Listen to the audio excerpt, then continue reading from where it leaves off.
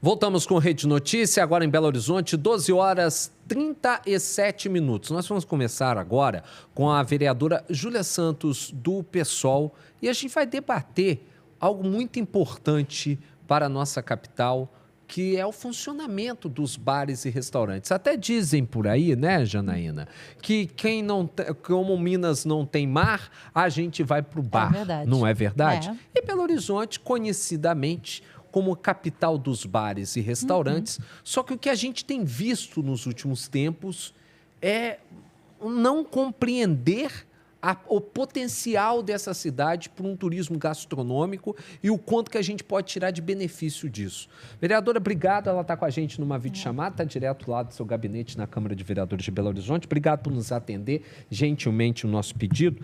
Vereadora, eu estou errado de pensar isso. Belo Horizonte está perdendo uma oportunidade de ouro de se transformar num case de turismo gastronômico e uma potencialidade absurda por pura e simples falta de pensamento e o poder público agir em favor desses empreendedores? Boa tarde.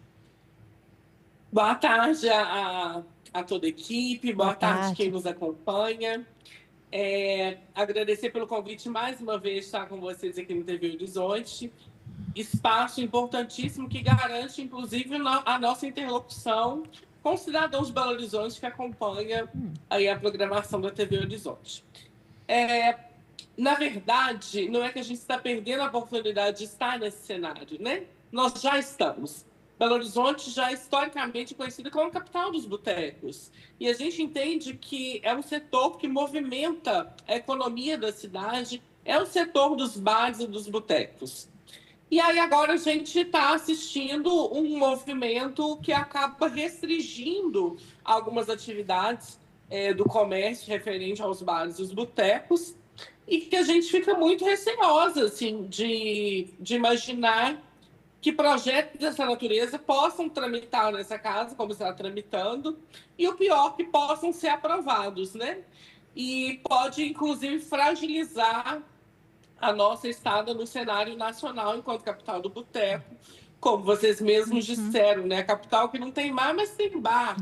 E o bar é esse lugar onde a gente se encontra, onde traz uma identidade viva e pulsante da gastronomia de Belo Horizonte. Então, é com muito receio que a gente vê tramitar projetos dessa natureza aqui, mas que a gente, mais uma vez, não vai se furtar ao debate e, principalmente, à defesa daqueles e daquelas que fazem girar a cultura dos bares e do boteco de Belo Horizonte e a economia da capital. Vereadora, uma das reclamações da população, de quem frequenta os bares e restaurantes, é em relação aos horários, né? Hoje em dia a gente percebe que o movimento noturno aqui na capital diminuiu e muito, principalmente no pós-pandemia, né? Antes da pandemia a gente via uma vida noturna quase que 24 horas, quase que a noite toda, né? A gente percebia 24 horas a cidade movimentada, a cidade que não dormia, era Belo Horizonte. E hoje, 11 horas, meia-noite, a gente não vê isso. E mais do que essa movimentação relacionada às pessoas que frequentam, a gente também está relacionando aqui aos donos dos bares, a emprego que está ali vinculado a isso tudo. Quando a gente discute essa abertura, ficar aberto até mais tarde também, né, vereadora? Um dos setores que mais foram afetados no período da pandemia foi os setores dos bares e dos botecos, né? E a gente entende que precisou aí pensar uma estratégia do lockdown, né? Daquele momento que a gente vivia. Mas que também, quando a gente passa desse momento, quando a gente dá conta de sair desse momento da pandemia, o registro de um funcionamento da cidade, ele ainda continua naquele mesmo lugar da pandemia. E aí a gente vai dizer, por exemplo, da disponibilidade das linhas de ônibus, a gente vai dizer, inclusive, dos processos de encurtar o tempo de funcionamento dos bares. Hoje a gente sabe que a gente precisa de uma ampliação dentro, inclusive, das normativas, né, que definem o funcionamento dos bares, o plano diretor, entender as regiões onde estão esses bares, se é uma região mais comercial, se é uma região mais residencial, mas que também o que a gente precisa é de manter o diálogo, estabelecer o diálogo. A gente sabe que hoje não dá para seguir no mesmo registro que era a pandemia. Por exemplo, as pessoas que trabalham, né, no comércio noturno, elas precisam ter garantidos um meio de transporte, coisa que hoje a gente não tem. A gente não tem um quadro de transporte noturno. E a gente sabe que hoje está previsto o fechamento de alguns bares por volta das 1h da manhã, mais ou menos, mas que ao abaixar das portas, tem todo um trabalho que continua: a limpeza, o fechamento dos caixas, o planejamento para o dia seguinte, e que esse trabalhador ele não sai exatamente quando baixa as portas do bar. Então, a gente precisa garantir que esse trabalhador também consiga ir e vir para o seu trabalho. Então, existem várias discussões que a gente está entendendo que precisam ser feitas. A gente precisa chamar a prefeitura para esse diálogo, dizer que a gente não pode seguir nesse registro, a gente precisa flexibilizar o horário dos fechamentos dos bares, de acordo com as regionais, de acordo onde os bares estão localizados e de acordo com a funcionalidade do bar. Mas que uma coisa a gente tem certeza: não vai ser criminalizando, não vai ser aumentando multas, não vai ser aplicando multas recorrentes nos bares e nos botecos que a gente vai resolver o problema.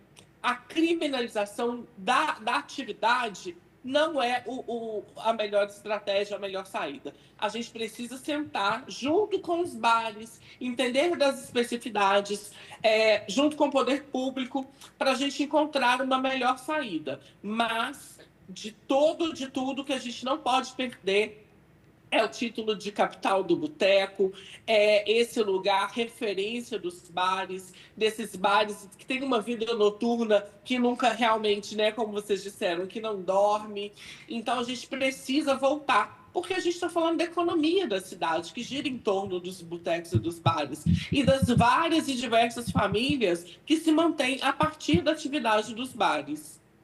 Com certeza. Nós estamos conversando com a vereadora Júlia Santos, do PSOL. A gente está falando justamente sobre as atividades dos bares e dos restaurantes aqui em Belo Horizonte. A gente vai para um breve intervalo e volta já já. Agora em Belo Horizonte, 12h44.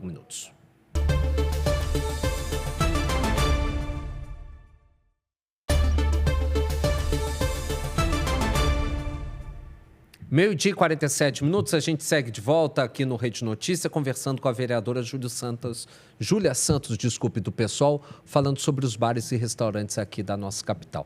Vereadora, tá para entrar na pauta de discussão da Câmara o projeto de lei do vereador Sargento Jalisson, do PL, e aliás já colocamos aqui à disposição o espaço do Rede Notícia para que o Sargento Jalisson venha discutir, venha defender esse projeto, que eu acho um absurdo, já desde... Não vou me tirar aqui o meu da reta de não dizer isso. É um absurdo esse projeto, e é um absurdo que a Câmara paute esse projeto, essas duas questões, projeto que pretende limitar o horário de funcionamento de adegas e de distribuidoras de bebidas em Belo Horizonte. E aí a gente pensa o seguinte: uma capital que surge, que polos gastronômicos surgem a profusão na nossa cidade, garantindo desenvolvimento em diversas áreas distintas na cidade. A gente pode falar de Santa Teresa, a gente pode falar da Floresta, da Sapucaí, a gente pode falar da Alberto Sintra, na Cidade Nova, Buritis, nossa, tanto lugar, Guarapari, e por aí vai. É um absurdo a gente pensar num projeto desse tramitando na Câmara, né, vereador?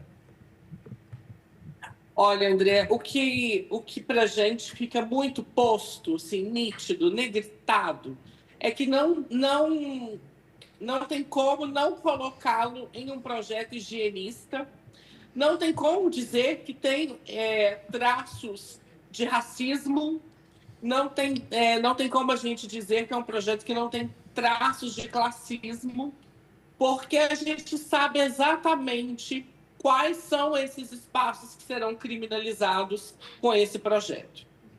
E também não há outro termo a não dizer que é criminalizar, a tentativa de criminalizar. E aí eu trago esses elementos para dizer que os bares e as adegas hoje têm o mesmo registro de funcionamento dos bares e restaurantes. E aí, para mim, o que deixa nítido um total desconhecimento, inclusive dos processos de registro, dos processos de funcionamento dos bares e adegas de Belo Horizonte. E aí eu afirmo isso amparada na convicção de que tem um ponto a ser combatido, existe um público muito específico que esse projeto quer atacar, que são as adegas e os bares das periferias, das margens da cidade, porque lá sim, onde as pessoas têm, muitas das vezes, enquanto único ponto de lazer, de trocas, de encontros, são nas periferias. E também é um dos únicos formatos, por se tratar de um formato menor, mais simples, e de não ter que ter tantos serviços, disponibilizar tantos serviços, é um dos únicos formatos que empresários conseguem se estabelecer enquanto no ramo dos bares, dos botecos e das adegas. Outro ponto também é que a gente tem que entender que criou-se uma outra modalidade, uma outra categoria de bares, que são as adegas, mas que o nome fantasia é adega, mas que o registro em si são bares.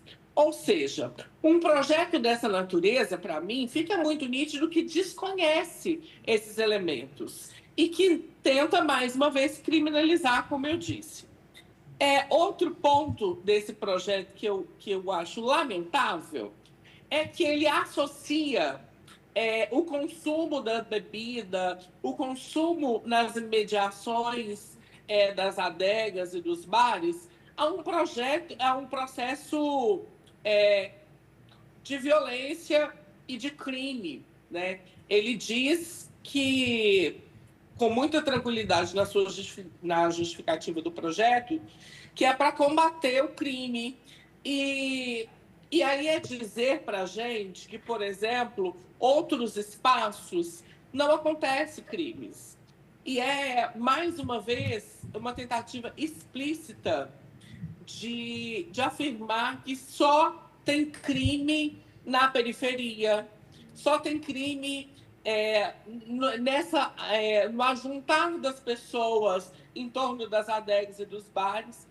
E aí o projeto também ele é muito mal escrito e ele traz uma fragilidade que ele diz, olha, a 100 metros das adegas, né, não pode consumir após as 11 horas.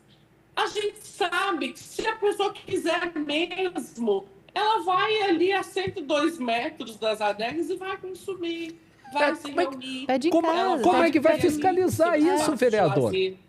Como é que vai fiscalizar isso? É completamente frágil uma situação dessa. Ponto.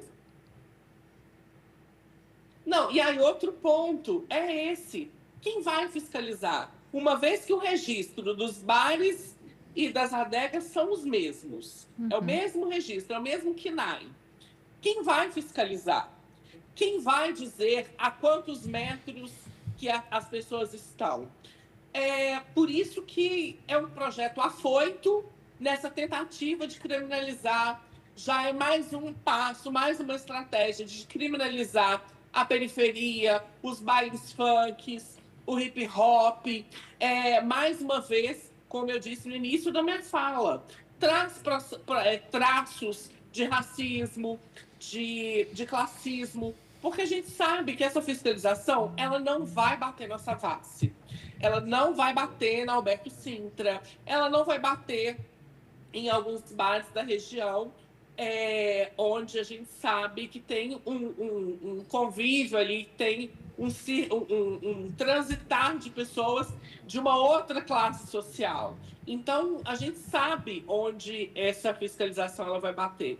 E outra coisa, a gente já entende que precisa de um resgate e um posicionamento da própria Prefeitura de Belo Horizonte, que reduziu drasticamente as movimentações num projeto da própria Prefeitura, que prevê o diálogo ali, as rodas de conversa entre a comunidade e os bares e as adegas, que reduziu drasticamente desde 2023 a hoje, 2025.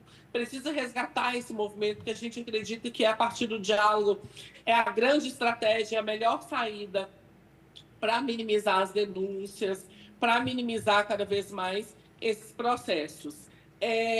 E aí, a gente sabe que, infelizmente, projetos dessa natureza, eles vão tramitar na casa e provavelmente eles vão ser votados favoráveis. Porque existe uma base, existe um grupo de vereadores que não se preocupam, ao meu ver, se o projeto vai ter um impacto direto, se o projeto vai ter efetividade, se o projeto é constitucional, se o projeto é bom para a população de Belo Horizonte. E eles votam porque eles têm os seus acordos, eles têm os seus combinados entre si. Então, projetos dessa natureza, infelizmente, devido à configuração da Câmara hoje de Belo Horizonte, eles passam e são aprovados com muita tranquilidade. O que cabe, mais uma vez, chamar a prefeitura, chamar o prefeito de Belo Horizonte a uma responsabilidade de um posicionamento. Porque projetos dessa natureza não são projetos de identidade, não são projetos de um campo ou de outro. São projetos, porque o prefeito chegou a afirmar que ele não vai se colocar nos projetos que entende enquanto identitários, enquanto projetos de um segmento específico. Mas projetos dessa natureza precisam de um posicionamento do prefeito de Belo Horizonte, porque se ele não vetar, a gente vai ter que entrar, inclusive, em outras instâncias para barrar projetos dessa natureza, como a gente tem feito com outros projetos aqui. Porque, como eu disse, infelizmente, a atual configuração da Câmara de Belo Horizonte permite projetos dessa natureza tramitarem com muita tranquilidade.